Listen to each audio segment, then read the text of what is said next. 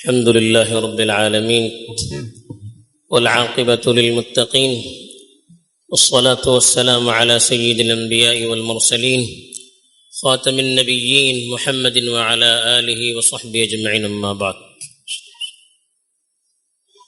میرے دینی اور ایمانی بھائیوں، بزرگوں اور دوستوں، کے ہفتے سے نکاح کے بارے میں مختلف عنوانات کے تحت گفتگو چل رہی تھی۔ اس ہفتے نکاح کی ایک اہم سنت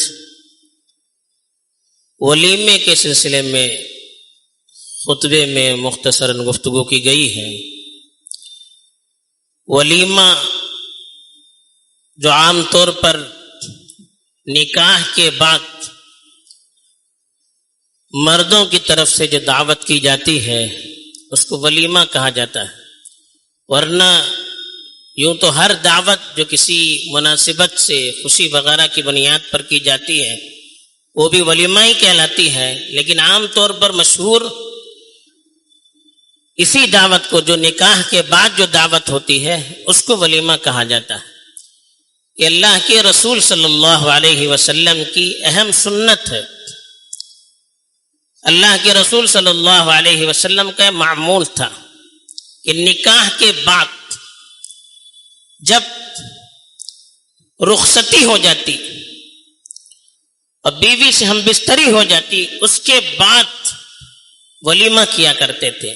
تو ولیمے کا وقت کیوں تو نکاح کے بعد سے شروع ہوتا ہے، لیکن علماء نے لکھا ہے کہ افضل وقت جب بیوی سے ہم بستری ہو جائے اس کے بعد ولیمہ کرنے کا وقت زیادہ افضل ہے، ورنہ نکاح کے بعد بھی فوراً ولیمہ کیا جائے تو وہ بھی ولیمہ ادا ہو جائے گا، اس میں کسی کا اختلاف نہیں ہے۔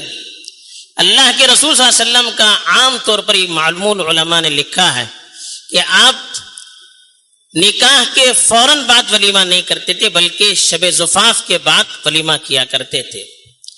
اب ولیمہ کیوں کیا جاتا ہے، کیا حکمت ہے؟ علماء نے اس کی بھی کئی حکمتیں بیان کی ہے۔ سب سے پہلی چیز تو یہ ہے کہ انسان جب اس کو کوئی خوشی ہوتی ہے تو خوشی کے موقع پر کھلانے کی عادت ہوتی ہے۔ تو نکاح کی جو سنت ہے اس سے نکاح کرنے والے کو جو خوشی حاصل ہوتی ہے ہم سوچ نہیں سکتے۔ اس خوشی کے موقع پر وہ اپنے ساتھیوں کو بھی اپنی خوشی میں شریک کرنا چاہتا ہے اور اس کا اظہار دعوت کے ذریعے سے کرتا ہے۔ دوسری حکمت لکھی ہے کہ چونکہ نکاح کے موقع پر بہت سارے لوگ جمع ہوتے ہیں، رشتہ دار، دوست، احباب، تو اس لیے ان کی عزت اور ان کا اعزاز بھی اسی میں ہے کہ ان کو کچھ کھلایا جائے، پلایا جائے اور ان کی آؤ بھگت کی جائے۔ تیسری جو بات لکھی ہے کہ اللہ کی اس نعمت پر شکر ادا کرے، تو شکر کے بہت سارے طریقے ہو سکتے ہیں، اس میں سے ایک طریقہ یہ بھی ہے کہ آدمی دوسروں کو کھلا کر، دوسروں کو خوش کر کے اللہ کا شکر ادا کرتا ہے۔ چوتھی چیز نکاح کا اعلان ہونا چاہیے۔ تو نکاح کے اعلان کے جو مختلف ذرائع ہیں اس میں سے ایک ذریعہ یہ بھی ہے کہ دعوت کر کے لوگوں کے اندر اعلان کیا جائے کہ ہمارا نکاح ہو چکا ہے، فلاں سے ہمارا نکاح ہو چکا ہے، تاکہ نکاح اور بغیر نکاح کے جو تعلق ہوتا ہے اس میں فرق کیا جائے۔ تو اس طرح کی بہت ساری حکمتیں علماء نے اپنی اپنی کتابوں میں لکھی ہے، ہم تفصیل سے کتابوں میں پڑھ سکتے ہیں۔ اب ولیمے کی مقدار کیا ہو، کتنا ولیمہ کیا جا سکتے؟ ہم لوگ سمجھتے ہیں کہ ولیمہ کا مطلب یہ کہ بہت بڑی دعوت کی جائے، ہمارے پاس استطاعت ہو یا نہ ہو، ہمیں سمجھتے ہیں کہ اگر استطاعت نہ ہو تو قرض لے کر بہت بڑی دعوت کیا جائے، پورے گاؤں والوں کو بلایا جائے، 1000 لوگوں کو بلایا جائے۔ ہم نہیں سمجھتے کہ ولیمہ اس کا مطلب ہے۔ ولیمے کا یہ مطلب نہیں۔ ولیمہ آپ اپنی استطاعت کے مطابق کیجیے، اللہ نے دیا ہے تو بڑا ولیمہ کیجیے۔ اگر آپ کے ہاتھ میں پیسے نہیں ہیں، تنگ دستی ہے، تو پھر آپ اپنی حیثیت کے مطابق کیجیے، اپنی حیثیت سے زیادہ کا ولیمہ نہیں کرنا چاہیے۔ اللہ کے رسول صلی اللہ علیہ وسلم سے مختلف موقعوں پر مختلف مقدار منقول ہے۔ بعض روایتوں میں آتا ہے کہ اللہ کے رسول صلی اللہ علیہ وسلم نے اپنی کسی بیوی کا ولیمہ 2 مد جو پر کیا. اتنا 1 کلو چاول ہوگا, اس سے کچھ زیادہ. کتنے لوگ کھا سکتے ہیں؟ 10 آدمی کھا سکتے ہیں, 15 آدمی کھا سکتے ہیں. اتنا مختصر سا ولیمہ, گنجائش اتنی تھی. حضرت صفیہ کے ولیمے میں سفر میں تھے, کوئی زیادہ تکلف کا موقع بھی نہیں تھا. اللہ کے رسول صلی اللہ علیہ وسلم نے صحابہ سے کہا کہ اپنے اپنے پاس جو ہے وہ لائیے. تو اس میں کیا نکلا؟ کھجور اور ستو, کچھ بھی نہیں, ترپنا پیٹ اور کچھ بھی نہیں ولیمے. وہ ولیمہ تھا. حضرت زینب بنت جہش, ان کے جب ولیمے کا موقع تھا تو اللہ کے رسول کے ہاتھ میں کچھ گنجائش تھی, تو آپ صلی اللہ علیہ وسلم نے گوشت اور روٹی کھلائی. بڑا ولیمہ تھا وہ. حضرت عبد الرحمن ابن عوف بڑے مالدار صحابی تھے, ان سے کہا کہ اولم ولو بشأت, آپ ولیمہ کیجئے گرچہ ایک بکرا ہی کیوں نہ. مالدار آدمی کے لیے ایک بکرا بڑی مقدار نہیں ہے. تو اپنی وسعت کے اعتبار سے اللہ نے دیا ہے تو بڑا ولیمہ کیجئے, نہیں دیا ہے تو پھر قرض لے کر لوگوں کے دکھلاوے کے لیے لوگ کیا کہیں گے, ان کے تانوں کو کیسے برداشت کیا جائے, ان سب چیزوں میں مت پڑیے. آپ ولیمہ اللہ کے رسول صلی اللہ علیہ وسلم کی ایک سنت ہے, سنت سمجھ کر کیجئے. نیت سنت کے ادا کرنے کی ہو, یہ جذبہ دل میں ہو. ہاہو کرنا, دکھلاوا کرنا, لوگوں میں نام و نمود ہونا, یہ اس سے تو سنت کا ایک مذاق ہو جائے گا. تو سنت کو ایک عبادت سمجھ کر کرنا چاہیے, اللہ کے لیے کرنا چاہیے, لوگوں کے دکھلاوے کے لیے نہیں کرنا چاہیے. اگر ہمارے دل میں یہ جذبہ ہوگا کہ یہ سنت ہے, ہم ایک سنت کی ادائیگی کے طور پر یہ دعوت کر رہے ہیں, اس جذبے سے کریں گے تو بہت ساری ان خرافات سے ہم بچ سکتے ہیں جو عام طور پر ایسے موقع پر پیش آتی ہے. تو اس لیے ولیمہ اتنا کرے جتنے کی استطاعت ہو. البتہ اس کا خیال رکھے کہ اسراف نہ ہونا چاہیے, ولیمے میں اسراف نہیں ہونا چاہیے. آپ بلا رہے 100 آدمیوں کو, 200 آدمیوں کا کھانا پکا رہے ہیں, اسراف ہو جاتا ہے. اتنے زیادہ آئٹمز کر رہے ہیں کہ لوگ کھانے رہے, اس کو چکا اس کو چکا, باقی سب چھوڑ رہے ہیں. اب کیا وہ کھانا جو ویسٹ ہو رہا ہے, کیا اللہ کے پاس حساب دینا نہیں ہے؟ قرآن مجید میں صاف فرمایا کلوا واشربوا ولا تسرفوا, آپ کھائیے پیئیے لیکن اسراف نہ کیجیے. کھانے پینے میں بھی حد سے زیادہ کرنا اسراف ہے. اب یہ نہ کہ یہ میرا پیسہ ہے, میں جو چاہے کروں گا, کسی کا پیسہ نہیں, اللہ کا پیسہ ہے. وَمِمَّا رَزَقْنَاهُمْ يُنْفِقُونَ, اللہ نے کہا ہم نے جو دیا ہے اس میں سے وہ خرچ کرتے ہیں. اللہ کی دی ہوئی دولت ہے, اللہ کے پاس حساب دینا ہے. ہم نے ولیمہ کیا اپنے پیسے سے, لیکن حساب اللہ کو دینا ہے. دنیا میں کوئی حساب لے نہ لے, اللہ کے یہاں اس کا حساب ضرور ہوگا. تو اس لیے اسراف نہ ہونے پائے. ایسے ہی ولیمے میں غیر شرعی کوئی حرکت نہ ہو, منکرات نہ ہو. گانے بجائے جا رہے ہیں, مرد عورت کا اختلاط ہو رہا ہے, یا بیجا ویڈیوگرافی ہو رہی ہے, یا اس طرح کی کوئی ایسی حرکت کی جا رہی ہے جس کی شریعت میں گنجائش نہ ہو, ایسا کام نہیں ہونا چاہیے.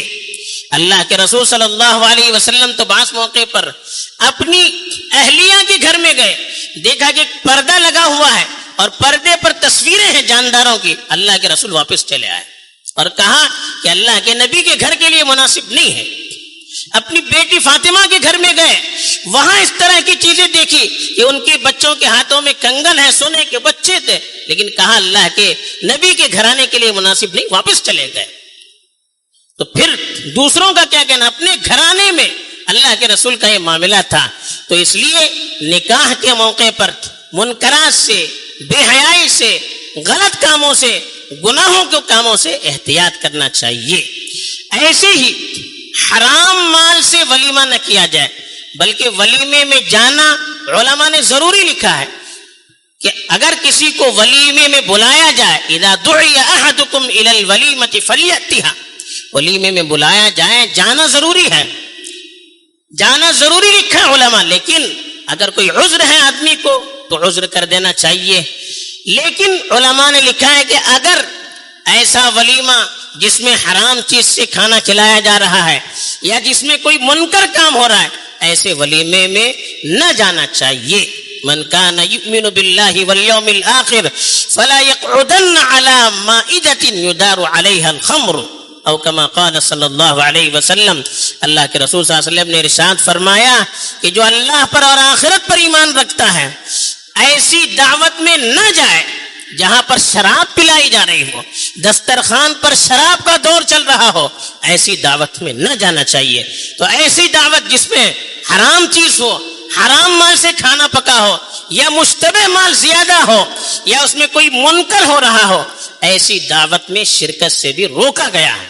البتہ وہ شخص جس کے جانے سے ان منکرات کو روکا جا سکتا ہے، لوگ ڈر کے مارے منکرات سے باز آ سکتے ہیں، تو ایسے آدمی کو جانا چاہیے تاکہ اس کی وجہ سے وہ منکر روک جائے. ورنہ اگر اس کے جانے سے کوئی فائدہ نہ ہو، منکر چلتا رہے، تو وہ خود گنہگار ہو جائے گا کہ ایسی مجلس میں شریک ہو گیا ہے جس میں جانا اس کے لیے مناسب نہیں ہے. ایسے ہی دعوت میں جب ہم جائیں، بلاتے ہیں، بلائیں تو جائیں، بن بلائیں نہیں جانا چاہیے. آپ کو احترام سے بلایا جائے تو آپ جائیے. آپ کو دعوت نہیں ہے، بلایا نہیں جا رہا ہے، بن دعوت کے آپ جا رہے ہیں، یہ شرافت کے بھی خلاف ہے، مروت کے بھی خلاف ہے. تو اس کا خیال رکھنا چاہیے کہ آپ کو بلایا جائے تو جائے، ورنہ جانا نہیں چاہیے.